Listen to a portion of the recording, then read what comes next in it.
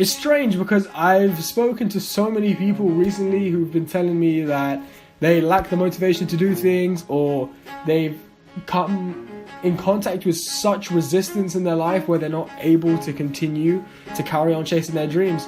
And it made me wonder, made me actually reminisce back to when I was a kid, and the amount of bullying that I used to go through, and the amount of fear that I had in like being able to pursue my dream, because I thought that people would think I was weird. And it's taken me so long to realize that one thing only matters, and it's that you do you. And what I mean by this is life's too short. Life can be taken away from you in an instant. You could wake up 1 second, be walking down the road, and then an accident happens, and then you're done. Nobody knows what's going to happen. We don't know what's going to happen tomorrow, next week. Hell, we don't even know what's going to happen in these next 24 hours. The only thing you know is that at some point in your life, somebody is going to turn off the off switch. You are going to be done. Your story will end. And it's up to us, it's up to you as the individual to ensure that you make the most of your story. You put the most amount of detail and effort into your story.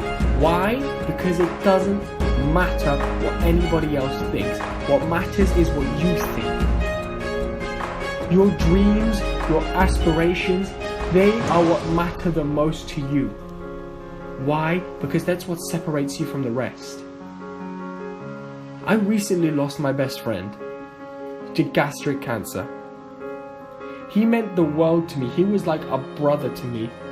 He had such high aspirations and so many dreams. Every time he talked about it, his eyes, they just like glowed, they flashed up. I'd never met anyone in my life who inspired me like that guy. He had to work, let me give you the backstory. He was 19, same age as me. He worked 3 jobs. 3 jobs. He used to carry bricks on his back. He would run across the city in Morocco, Casablanca. It's a massive city. It's its own state. He used to run across the city delivering mail for 10% of what I earn at my part-time job. And then he would just, he'd keep running around. He'd have these bricks on his back. He'd even clean up rubbish part-time. Why? Because his mom was disabled. His dad was unemployed. They had no income. And one day, I remember I got a phone call and he said to me, bro, I don't feel right. I'm like, okay, well, you go check it out. So we helped him. He went to the doctor. I thought he was fine. I get a call the next week and he tells me, he lays it on me. He's like, dude, I've got cancer, man. He's like, they said I'm going to die. And I was shocked. It felt like my own life was ending. I loved this guy so much. And it felt like my own life was ending. So I was like, dude, you know what? Don't worry about it. I got you. I got you. We saw him. We went to the doctors. They're going to be like, okay, he's going to do chemo now. I'm like, okay, great. I was looking at him. He looked at me. And he was like, I'll see you on the other side. I'm like, yeah, I'm going to go see you. And I walked in there with him. He came out of the treatment and he seemed fine. And then he started to die right in front of me. He was in pain. I was calling the doctor. I was screaming. I was like, doc, you need to save him. He needs this. And the doctor's like, there's nothing we can do anymore. You have no idea how painful it was to see your best friend die beside you and you can't do anything to save him. And I'll never forget the look he gave me before he died. He looked square into my eyes and he said, I'm sorry. And I never got the chance to ask him why he was sorry. He said to me, I'm sorry, and the look in his eyes, I just don't understand how people in our age group who are studying, who are revising, who are trying to get a goal, why are you making such petty excuses to get them? Why are you making every excuse under the sun to stop yourself from achieving your goal? I saw my best friend. I saw the light leave his eyes. I saw his goals and dreams die with him. And he didn't deserve it. I saw them die along with him. His hopes, his dreams to save his family from the dire situation they were in. To take himself to the next level. To provide for him and his community. I saw that die with him that day.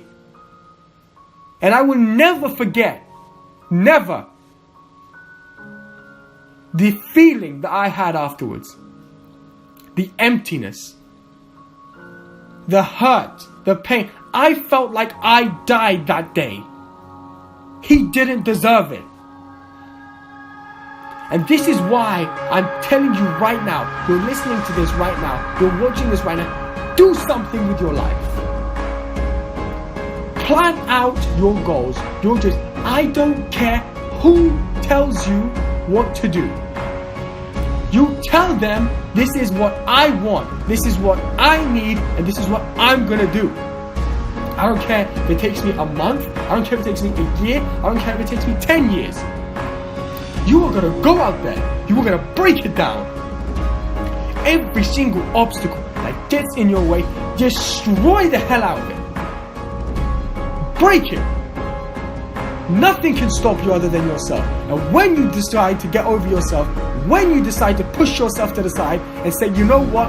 I'm making too many excuses. It's time for me to get up. It's time for me to work hard. It's time for me to hustle because my story can end at any moment. Your story can be the greatest story, or it can be another book in an average series. But let me tell you something. You're not average. You're anything but average. You don't need to be skilled. You don't need to be talented. Hell, you just need to think right.